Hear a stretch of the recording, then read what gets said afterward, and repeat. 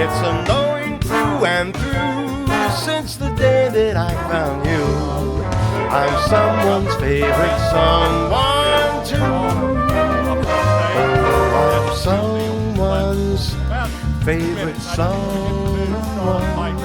I'm someone's favorite. One, it's a privately held corporation. We operate 7 manufacturing locations across the United States, making cast iron pipe and fittings, commercial castings, plastic pipe, and plastic fittings. We're one of the largest producers of these goods in the United States and have a proud tradition of quality products and great customer service. Now about the backbone of the company, which are people. Charlotte Pipe employs 1,400 associates. They're hardworking, dedicated, skilled people. We can count on them every day. For a guy like me, who is a chief executive officer, to tell you that I spend no time on personnel issues is shocking, but I don't. I come in each day, I go about our business, and I know these guys and ladies are doing the right thing, and they've got our back. Our number one job at Charlotte Pipe is to work safely and do the right thing environmentally. And we do a great job. We have a wonderful safety record. Now, just a couple of brief comments about 4 reasons that I support the Trump-Pence ticket. We need major reform to our trade laws.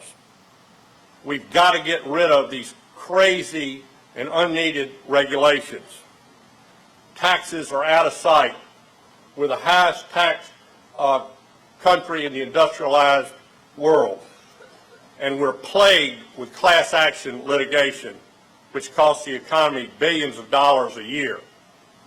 To elaborate on just one of these issues, let me just give you an example about trade.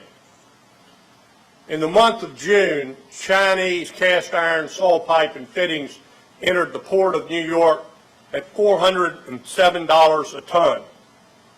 We manufacture our pipe out of recycled scrap iron, old motors, brake rotors, etc., what you might think is junk.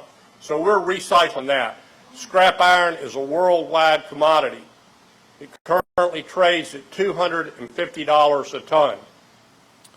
So you might ask yourself, how can the Chinese invoice a product made in the middle of China, lugged across China in a truck, put on a boat at a Chinese port, goes through the Panama Canal, and winds up in New York? How can they do all that for $157 and still make a profit? There ain't no damn way they can do it. The way it's happening is because the Chinese government manipulates their currency, they subsidize their manufacturers, and they have export rebates. And what does our government do? Under successive Republican and Democratic administrations, they've just looked the other way. And tens of thousands of people, good people with middle-class jobs, have lost their capacity to earn a good living. And we've got to stop that. It's past time for this country to elect a businessman who will put a common sense eye on things, and to have an honest administration that supports our Constitution and supports a strong defense. We really appreciate you being here today. It gives me great pleasure to welcome Dan Forrest, who is only the 2nd Republican lieutenant governor that the state of North Carolina has had since 1897. Dan, if you'd please step up, that'd be great.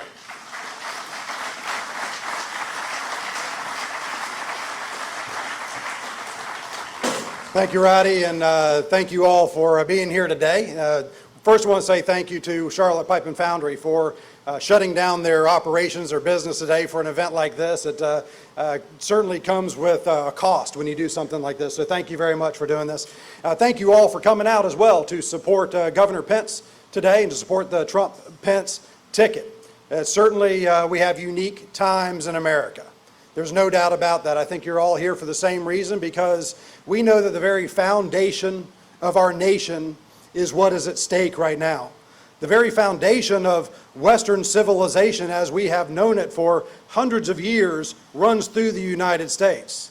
And so goes the United States, so goes the rest of the world. And so there's a lot at stake in this election. And these times are trying times, and trying our people of courage. It's going to take courage to turn America around. It's going to take an innovative, inventive spirit to turn America around. I've had the privilege of watching Governor Pence for many years through his time in Congress, and I've seen Governor Pence stand on stages alone oftentimes and take on some of the toughest issues that have faced America. That's what we need in Washington, D.C., is people that are going to be courageous enough to take on the issues that face us. I've also watched Governor Pence as he has turned Indiana around in his tenure as governor. You know, we have a similar formula here in North Carolina, and the formula is working all across America. Something that a lot of people don't really realize right now, but we have 32 Republican governors in America, 32 Republican lieutenant governors. We have 69 of the 99 state legislative bodies are Republican. America is not turning bluer, America is turning redder. But at the same time, there's a lot of challenges that our states face at the national level. What's happening with the court systems? What's happening with the federal courts? And how do they impact the decisions that we make in places like North Carolina? And then we've been taking on major tax reform. We've seen where we've gone in North Carolina from a $3 billion deficit when we took over to a $2 billion nearly surplus here in the state. We have cut taxes. Sales tax by $1.5 billion, income tax by billions of dollars. We have the lowest corporate income tax in North Carolina of any state that has a corporate income tax in the United States. We're working our way to a place where we create a solid level playing field, solid foundation for business. As Roddy was saying, businesses want to know what the rules are.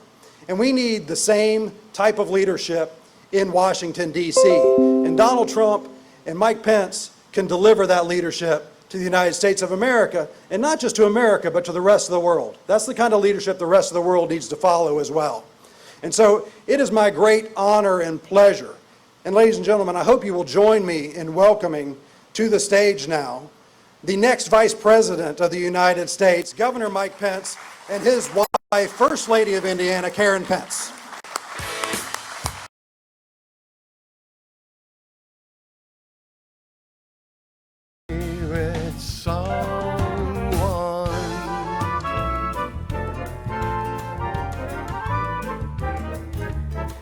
I'm someone's favorite someone.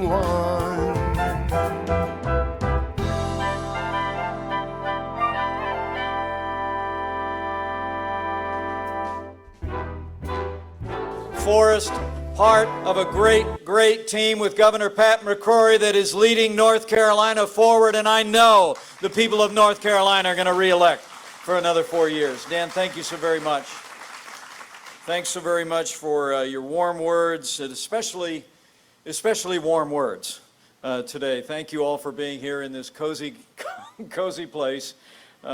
Although I got to tell you, Roddy, we're just so excited to be here at Charlotte Pipe and Foundry. This is the cool part of the operation, and I'm talking about temperature.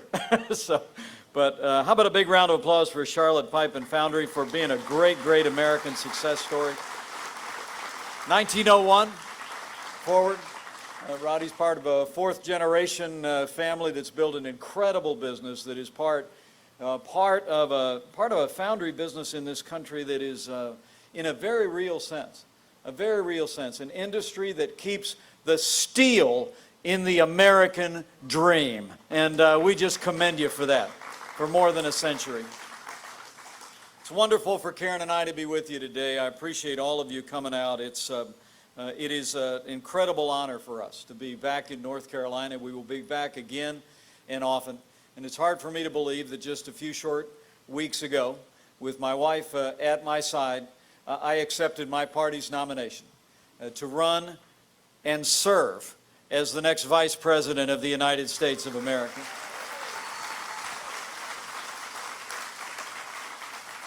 And I want to tell you, when we got that phone call, it was late at night. 11 o'clock, we were at the governor's residence. We were told that somebody might be calling. I'll never forget picking up the phone. Karen and I had prayed through it, and we were waiting for the call, and it was just an incredible moment in our life. I picked up the phone, heard that familiar voice, and he said, "Mike, it's going to be great." Is that all right? Thanks. Yeah, you get him, don't you? And I got to tell you, I said yes in a heartbeat.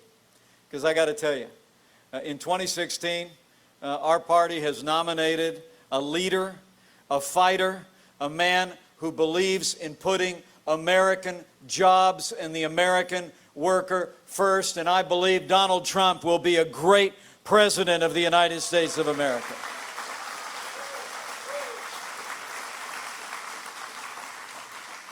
I mean, he's the genuine article, isn't he? He drives all those sophisticated people in Washington and New York and the media, over in Europe, just a little bit crazy because he speaks his heart, he speaks his mind, and he's speaking the truth to the American people. Now, in the time that we have together, before I get out of your way and let you get back to the productive part of the day, Roddy, you know, there's a lot of things we could talk about. We could talk about a cascade of controversy and coming out of the Clinton Foundation and the 30 years that the Clintons have been in and around public life. We could talk a lot about a failed foreign policy. You know, I'm married to the wonderful First Lady of the state of Indiana. We're the proud parents of 3 kids, and like Roddy, I'm also the proud father of a United States Marine. And Roddy, we honor your son's service and the service of all of those who've worn the uniform. I mean, we could talk today about a failed foreign policy that's almost seeming every day. Seems like it's resulted in the world spinning apart. Or we could talk about the Supreme Court of the United States and the fact that while the next president will be elected just for 4 years, it's important the people of North Carolina remember that the next president will likely make decisions and appointments that will determine the course of the Supreme Court of the United States for the next 40 years. So if you cherish the God-given liberties that are enshrined in the Constitution of the United States of America, if you cherish our freedoms of speech, our freedom of religion, if you cherish the Second Amendment to the Constitution of the United States of America and the right to keep and bear arms, we have to make sure that the next president making appointments to the Supreme Court is President Donald Trump. But today here at this great American success story, I want to talk about jobs. I want to talk about trade. I mean, in the Hoosier State, an awful lot like North Carolina, we've done 2 things especially well now for 200 years. And that is we make things and we grow things. And we move them all over the world. And that's true of North Carolina as well. But the truth of the matter is that in recent years, as Roddy said so eloquently and so did Dan, the policies that have come out of administrations, frankly, in both political parties in Washington, D.C., have been eroding that foundation of manufacturing in the United States of America. We've seen it in the Hoosier State. You've seen it here in North Carolina. I pulled some statistics, if anyone here doubts it at all. I mean, the machinist and tool and die industry accounts for nearly 500,000 jobs, more than $11 billion in total sales. But the decline in American tool and die jobs projected by the Bureau of Labor Statistics between 2014 and 2024 is 13%. It's extraordinary. It's explained by that same Washington agency as the poor job outlook as a result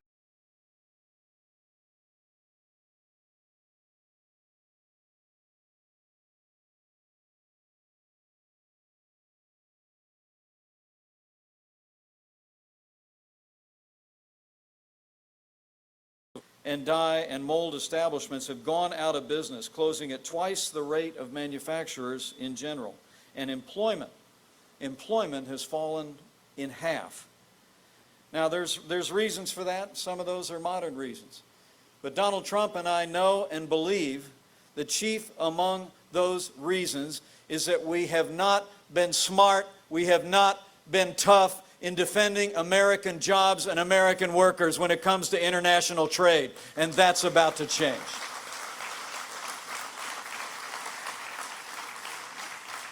I mean, since the North American Free Trade Agreement was signed by President Bill Clinton, U.S. manufacturing imports have increased by 268%. Now, I have to tell you right now, I have long supported the principle of free trade. I believe that trade means jobs here in North Carolina and in the state of Indiana. And so does Donald Trump. Imports allow consumers to have low-cost goods. Exports support jobs and manufacturing right here in North Carolina and all across the country. But the truth of the matter is, when you look at the North American Free Trade Agreement, it actually had a provision in it that required the United States to review the results of NAFTA on a regular basis to determine whether or not it was working for American workers. And that, in fact, has never happened. What Donald Trump and I are talking about is not walking away from a global economy, not walking away from free trade, but rolling our sleeves up and having tough negotiations and holding our trading partners accountable to their word and to their commitments.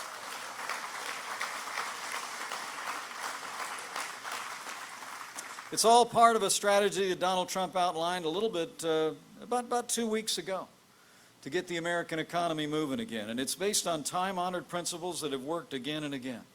It's not just about tougher trade deals and trade reform, but Donald Trump and I are committed the day we arrive in Washington, D.C., we're going to cut taxes across the board for every American, make 3 simple low rates for every individual, and we're going to lower the corporate tax rate to 15% so that American businesses can create American jobs for the American people and compete on a global stage. Donald Trump and I are also committed to ending death taxes once and for all so that American companies can pass down great enterprises from one generation to the next. We're also committed to regulatory reform. You know, something that we did back in the Hoosier State, we actually passed the largest state tax cut in Indiana history, but on my very first day in office, I signed a moratorium on any new regulation in the state of Indiana while we did a full-scale look back to trim away red tape that was killing jobs in our state. And Donald Trump announced just a couple weeks ago that day one in his office, he's going to sign a moratorium on new job-killing federal regulation, and he's going to repeal all those executive orders that Barack Obama signed that are stifling economic growth across this country. And lastly, beyond trade and tax reform and regulatory reform, Donald Trump and I believe that one of the blessings of this nation throughout our history has been the vast natural resources of America. And Donald Trump and I are committed to an all-of-the-above energy strategy, and we're going to end the war on coal and unleash the full potential of the American economy.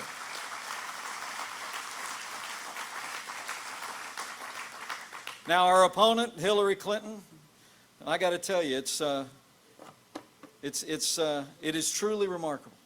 In the weakest economic recovery since the Great Depression, in the morning after she gave her convention speech, you'll remember, we all woke up and saw that the national economy, after a rosy presentation at their convention, the national economy had grown by 1.4% in the last quarter.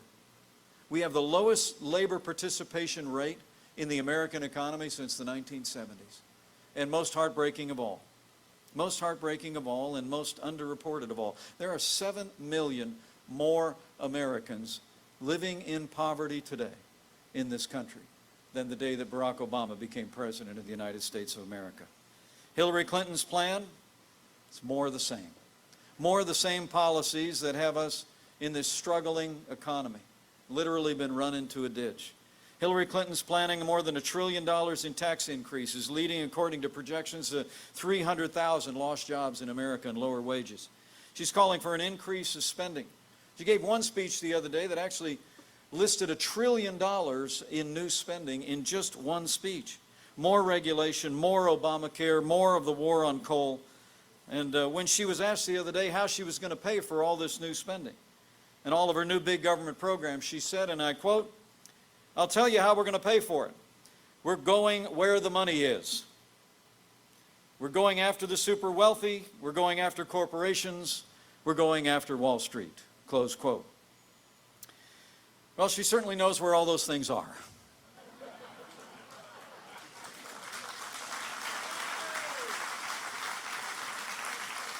I mean, when I was in Congress, as Dan mentioned, I was one of the people, I led the fight against the Wall Street bailout. Hillary Clinton was in there fighting to send $700 billion to Wall Street to bail them out.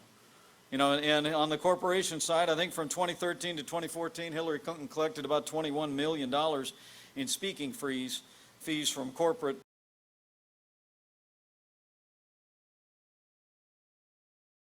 Well, Margaret Thatcher probably said it best. The problem with socialism is you eventually run out of other people's money. When Donald Trump becomes president of the United States of America, we're not going to look for higher taxes, more regulation, more Obamacare, more of the same failed policies. We're going to let the American people drive the American economy by allowing people to keep more of what you earn, have more freedom, less regulation, and more access to American energy and better deals with our foreign trading partners. The other side tells us this is the best we can do. But Donald Trump and I both know it's not the best we can do. It's just the best they can do. And when Donald Trump becomes president of the United States of America, I promise you, it's going to be great.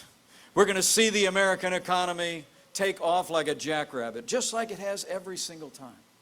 I speak with confidence about that, even though the other day our opponent Hillary Clinton said that Donald Trump's predictions about the recovery in the American economy were wildly unrealistic. She actually said that. Wildly unrealistic. Well, Donald Trump and I believe the only thing wildly unrealistic is electing the same people with the same failed ideas and expecting a different result.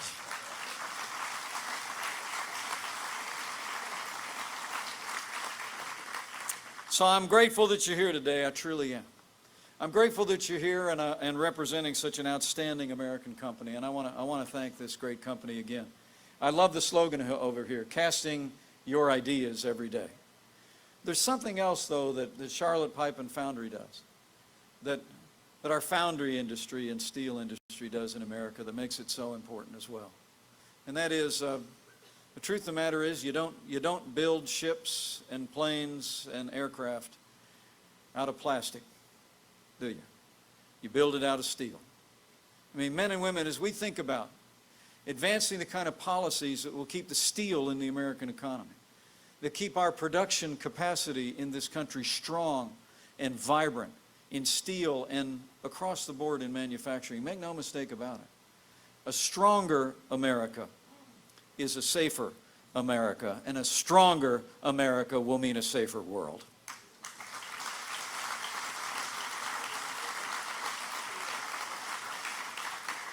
So I thank you all today for having us in. My wife and I are just delighted to be with you all. Look forward to saying hello to as many of you as we can before we slip out. But I do want to tell you, this North Carolina always looms large in the direction that our nation takes at the national level, but I would say especially so this year. So I want to ask you a couple of things. Number one, I want to ask you to talk to your neighbors and friends. I truly do believe that all the television shows in the world, all the front pages of every newspaper, every tweet that is ever sent out, every internet story that's ever published, pales in comparison to the impact that you have if you'll pull a neighbor aside at worship, at work, outside the grocery store, across a backyard fence, and tell them what the stakes are in this election. That's what I'm saying everywhere I go all across this country. You need to tell people why Pat McCrory and Dan Forrest have got to be reelected to keep North Carolina on a path of prosperity and growth. You just got to tell them.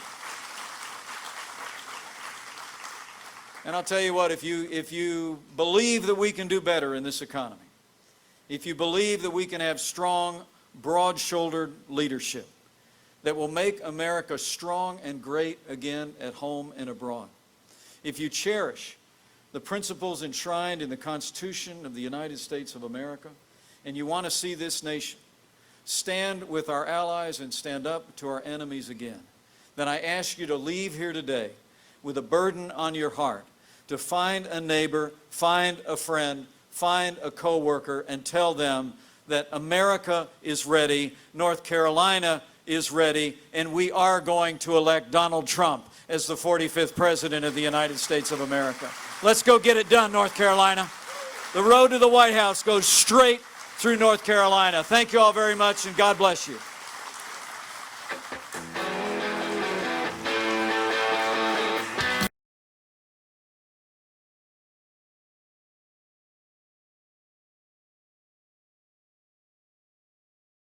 All right, thank you very much, everyone. Thank you very much for joining us so early. There's two more rallies later on today. There's another Mike Pence rally and a Donald Trump rally. Those are all coming later on today. Let me get you the exact times real quick. But all the information is up on our channel. So you guys can set the notifications there, and you won't have to worry about missing it. They send a message straight to your phone or email or however you have it set up. But yeah, okay, so when it comes to Mike Pence, he's going to be in Wilmington, North Carolina. That's today at 3 p.m. Eastern. So it's noon here on the West Coast. And Donald Trump is going to be in Jackson, Mississippi, and that's going to be at 7 p.m. So that's 4 p.m. Pacific, 7 p.m. Eastern. Yeah, guys, I hope you guys join us for both of those rallies. We are expecting a huge turnout here on the stream for the Donald Trump rally. So make sure you guys join us. We had a really high energy rally yesterday for Donald Trump. So today's is going to be even better. So make sure you guys join us for that. Like I said, all the information is on our main channel. Set the notifications so you guys know exactly when we're going live. If you haven't seen the news video that I uploaded last night, the title of it is Melania sues the Daily Mail for claiming that she was an escort before she married Donald Trump. If you haven't seen that, it's up on our channel right now. So I suggest you guys go and check that out and share it and do all that other good stuff. So until later on, guys, I'll see you here. Thank you.